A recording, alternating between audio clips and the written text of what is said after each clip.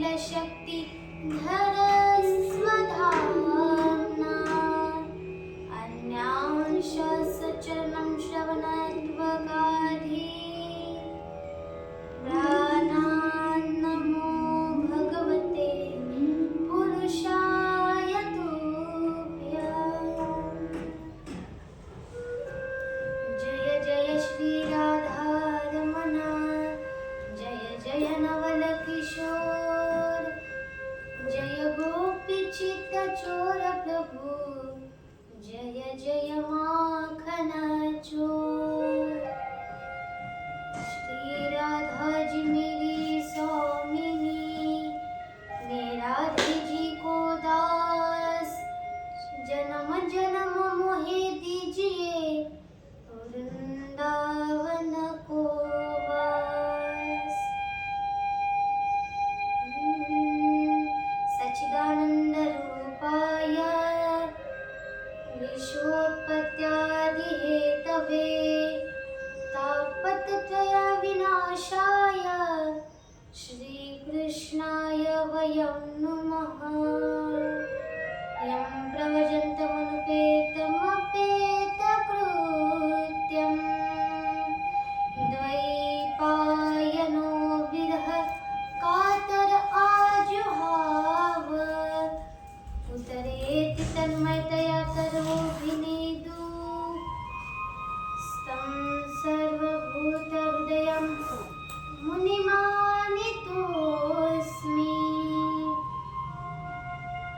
जय जय श्री राधारमण, जय जय नवल किशोर, जय गोपी चित्त चोर प्रभु, जय जय माखन चोर।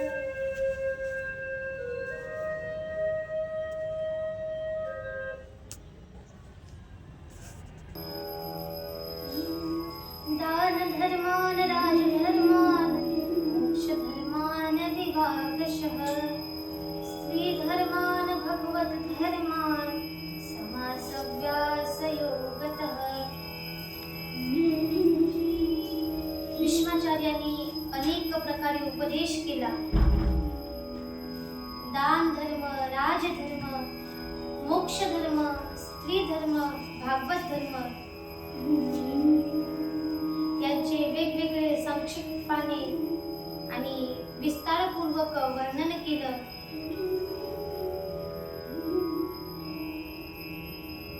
त्याचबरोबर धर्म, अर्थ, काम आणि मोक्ष चार पुरुषार्थ व त्यांच्या प्राप्तीचे साधने, पाप निवृत्त अनेक उपाय सांगितले आणि युधिष्ठिराला मोहभंग केले।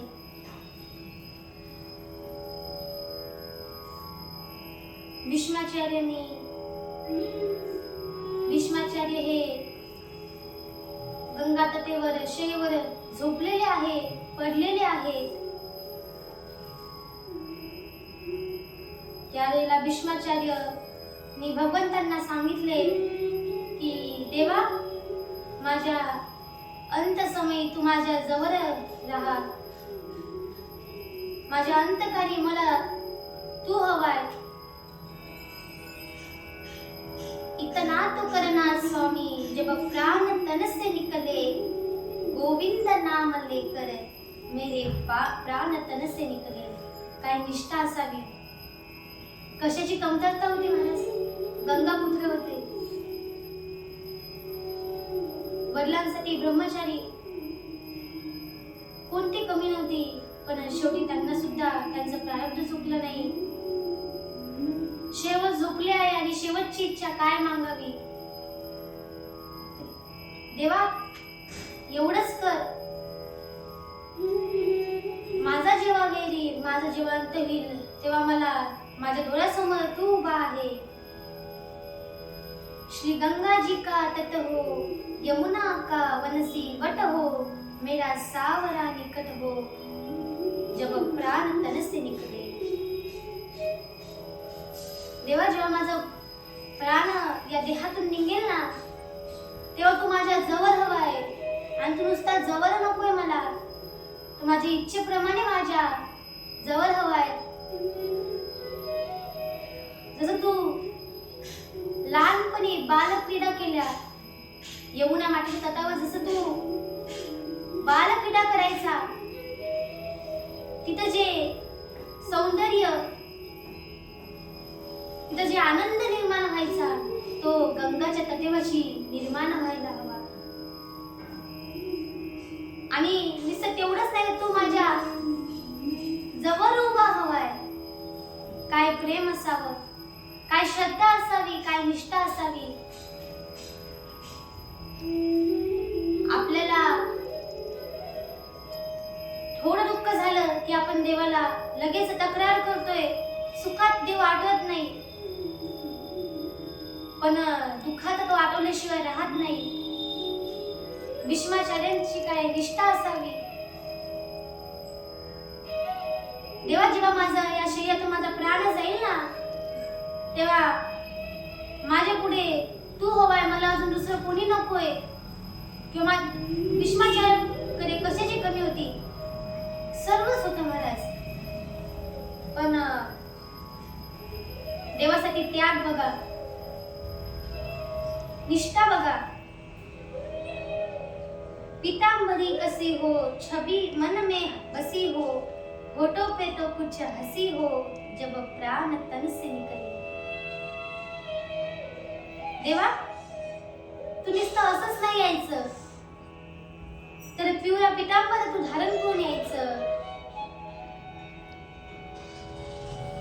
एवढंच नाही तर तुझं स्वरूप बघतास,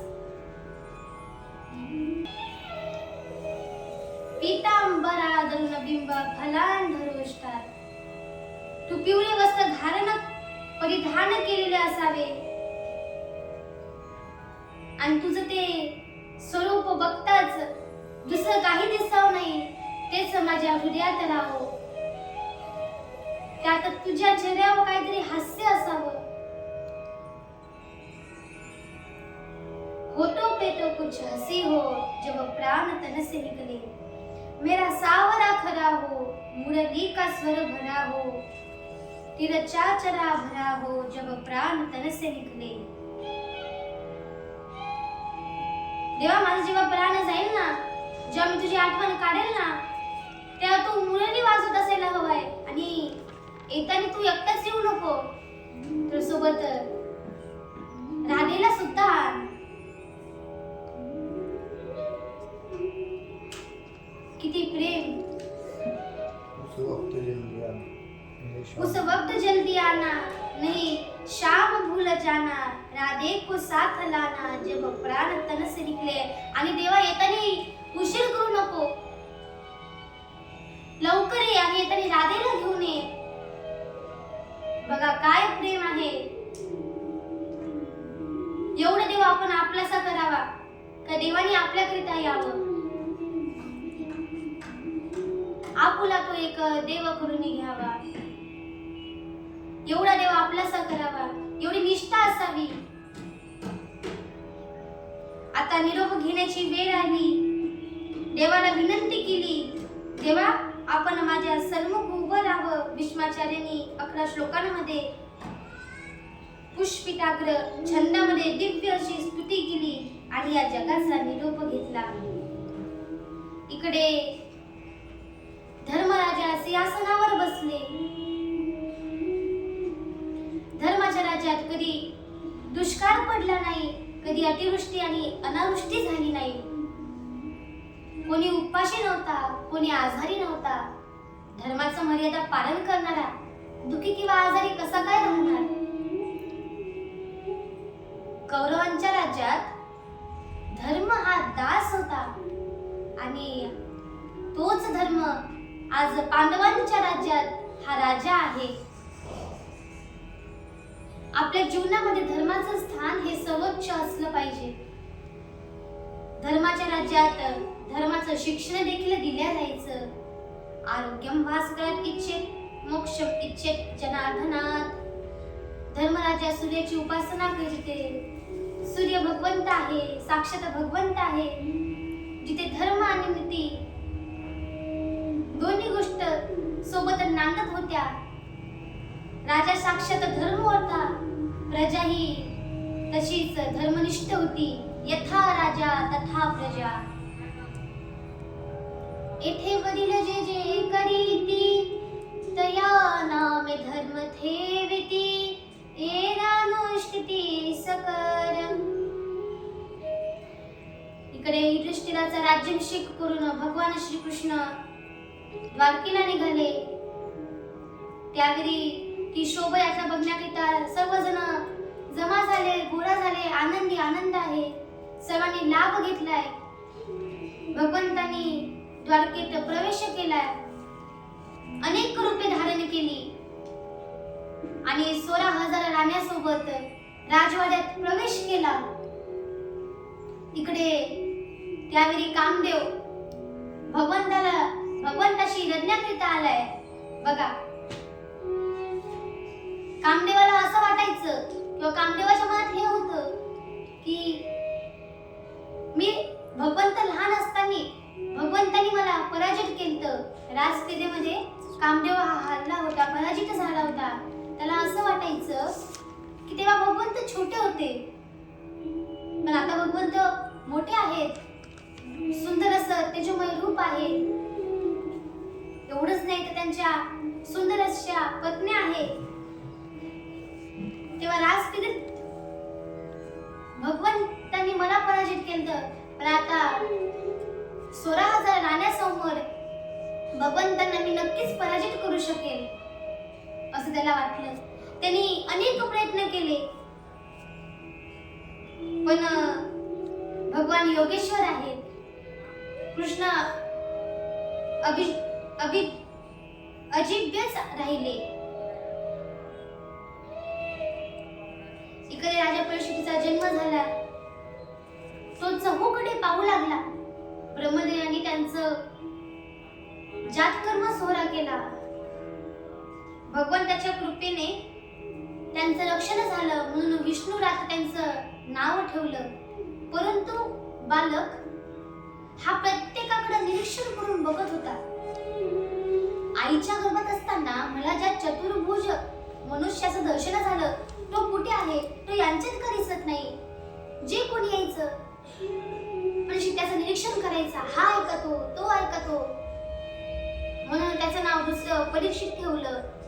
युधिष्ठिराने ब्राह्मणांना विचारलं, मुलगा कसा होईल? ब्राह्मण म्हणले, सर्व ग्रह ठीक आहे, पण मृत्यूस्थानी थोडी गडबड आहे. या बालकाचा मृत्यू सर्पदंशाने होईल. असं ऐकताच दुःख झालं महाराज. ब्राह्मणांनी धर्मराजाला धीर दिला.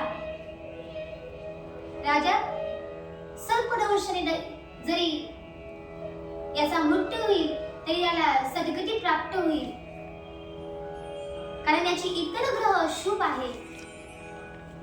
या ग्रहाकडे पाहून असं वाटते की या जीवाचा हा शेवटचा जन्म आहे की काय आहे. जन्म कुंडलीच्या 9व्या स्थानावर उच्च कोटीचा ब्रह्मस्पती गुरु आहे. तो ज्याच्या कुंडलीत असतो तो धर्मात्मा होतो. परीक्षित दिवसेंदिवस वाढू लागला.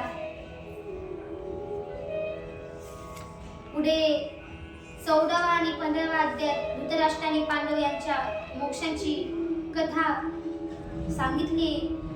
विदुर तीर्थयात्रा करून प्रभास क्षेत्रास आले. विदुर तीर्थयात्रा करून प्रभास क्षेत्रात आले. त्याला कळले की सर्व कौरवांचा नाश झाला आहे आणि धर्मराजा हा सिंहासनावर बसला आहे. फक्त धृतराष्ट्र एकटाच धर्मराजाच्या घरी मुठभर अन्न खाण्यासाठी राहिला आहे.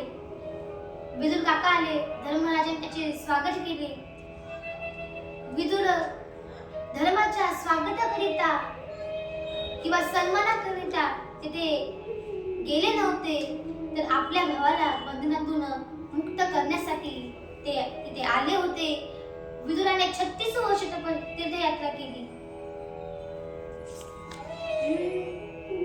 संत तीर्थयात्रा पावन करीत असतात. तीर्थयात्राया एति पुनीत भावया पर्वकार पाया सर्वसे वैष्णव. जव हे सकल सिद्ध आहे हात चालवया पाय, तव तू आपुले सोहित पाहे. तीर्थयात्रा जाये सुकू नको. इकडे मध्यरात्री विदुर काका धृतराष्ट्राकडे आले. धृतराष्ट्र ही जागा होता. विदुर काका म्हणाले, का हो आता झोप येत नाहीये का? ज्या भीमाला तुम्ही विषाचे लाडू खाऊ घातले ना, त्याच्याच घरात राहून तुम्ही साखरेचे लाडू खात आहात. अरे धिक्कार असो असे जीवनावर. धृतराष्ट्राने सुद्धा काय म्हणावे.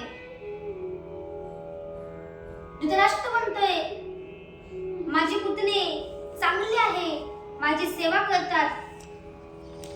बघा आतापर्यंत या धृतराष्ट्राला याचे पुतणे चांगले वाटत नव्हते आणि आता आपले काही मुलं निघून गेले.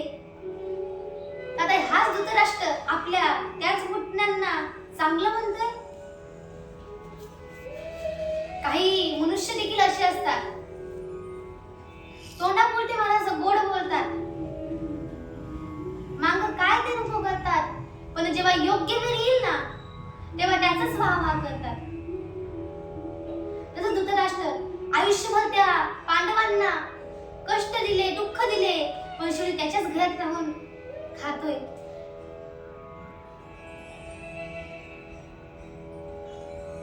विदुर काका म्हणतात, काय तुम्हाला काही वाटत नाही का? ज्या पांडवांना मारण्यासाठी किती प्रयत्न केले, हा धर्मराजा धर्माची मूर्ती आहे, म्हणून तुमच्या अपकाराची परतफेड तो उपकाराने करत आहे. तुमच्या शिरावर कालचक्र फिरा मागू लागले. आता घर सोडलं तर ठीक आहे, अशा लोकांना तोच उपाय असतो. न्यावरी पाके वदा परसर रासेच वदा करोनिया माझी वदा कारजू किंवा आलिया संसारा उठावे गकरा शरण जाऊ धारा पांडुरंग देह हे कालाचे धन कुबेराचे येथे मनुष्याचे काय आहे. येथे माणसाचे काही नाही म्हणून क्षणा क्षणाची करावा विचार तरावया पार भव सिंधू. धृतराष्ट्र गांधारीला घेऊन विदुर काका सप्तशोत तीर्थाला निघून गेले. इकडे धर्मराजा धृतराष्ट्राकडे गेला. धर्मराजाला धृतराष्ट्र दिसले नाही. त्यांना वाटलं आपलंच काही चुकलं असेल. तो फार दुःखी झाला. त्यांच्याकडे नारद आले. नारदाने उपदेश केला, आजपासून 5व्या दिवशी त्यांना सद्गती मिळेल. तू त्यांची चिंता करू नको, याच्या पुढे तुझीही पारी येईल.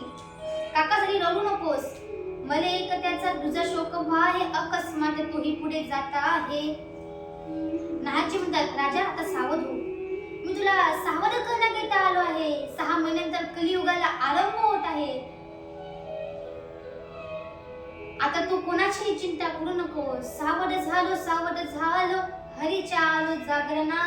जेठ वैष्णवांचे भार जय जयकार गजत असे. असेच दिवसागणिक दिवस जाऊ लागले. हरहर वेगवेगळे अपशकुन होऊ लागले. युधिष्ठिर भीमाला बोलू लागले, अनेक दिवस झाले अर्जुन द्वारकेहून परत आला नाही. मला फार अपशकुन होत असताना दिसतंय. मंदिरात गेलो असताना देवतांच्या प्रतिमा रडाव्यात. कोल्हे व कुत्रे माझ्या पुढे येऊन समक्ष पुकावे. शुभ पशु माझ्या डाव्या बाजूने जातात आणि अशुभ पशु माझ्या उजव्या बाजूने जातात. ती भालू जणू सूर्याला गिरकृत करेल असे वाटते. अकाली मेघ गर्जना करू लागले, जणू रक्ताचा पाऊसच पडणार आहे. असे अनेक अपशकुन होऊ लागले आहे. मी एक दिवस भ्रमण करीत असताना मला एक वस्तू दिसली. एक रोहाराकडे मला एक वस्तू दिसली. मी त्याला विचारलं, ही वस्तू काय आहे? तो मला सांगू लागला, आता सर्वांच्या घरात चोरी होत आहे म्हणून ही कुलूप आहे. हे कुलूप लावल्याने त्यांच्या घरी चोरी होत नाही. अरे माझी प्रजा किती धर्मनिष्ठ होती. भीमाला सांगू लागले. तेवढ्यात अर्जुन द्वारकेहून परत आला. त्याचा चेहरा हा निस्तेज पडला आहे. युधिष्ठिराने प्रश्नावर प्रश्न विचारले. भगवंत कुशल आहे ना? सर्व यादव आनंदित आहे ना? तुला यायला एवढे दिवस का लागले?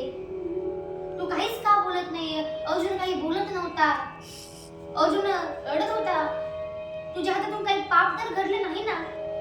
तू कोणत्या याचकाचा, कोणत्या स्त्रीचा अपमान तर केला नाही ना?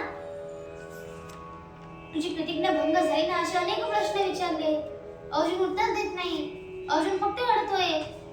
वंचितं महाराजं हरिणा बंधुरूपिणा येन मे पदं तेजो देवस्विस्मापनं महत्. युधिष्ठिर विचारतोय. अर्जुन म्हणाला, दादा, आपण आपल्या प्रिय प्रभूला वंचित झालोय. देवाने अवतार कार्य संपवले आणि निधामाला निघून गेले.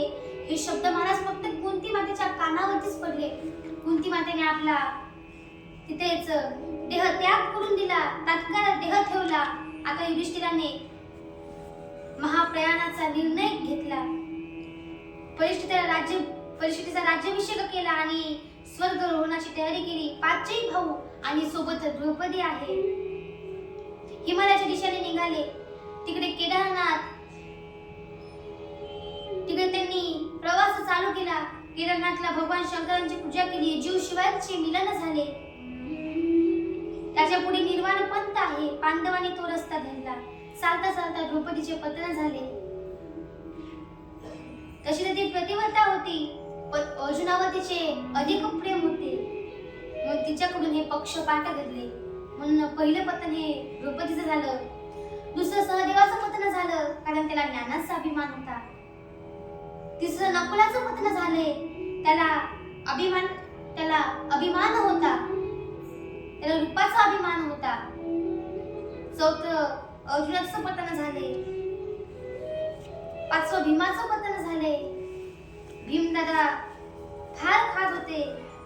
आणि नंतर धर्मराजा, आणि एकदा धर्मराजाची परीक्षा पाहण्यासाठी यमधर्माने कुत्र्याचं रूप घेतलं.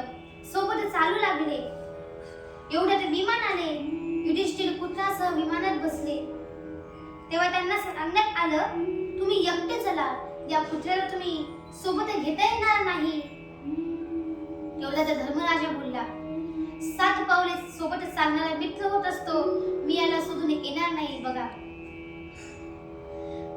धर्मराजाचं म्हणणं ऐकून कुत्र्यासह धर्मराज सदेह स्वर्गात गेले. आम्ही जातो आमच्या गावा, आमच्या राम राम घ्यावा. तसंच मीराबाई सदैव प्रभूजीत विलीन झाल्या होत्या. तुकोबराय सदैव वैकुंठाला गेले होते. पांडवांचा मृत्यू हा मंगलमय झाला. झालेली सेवा माऊलींच्या चरणी समर्पित करते आणि वाणीला पूर्ण विराम देते.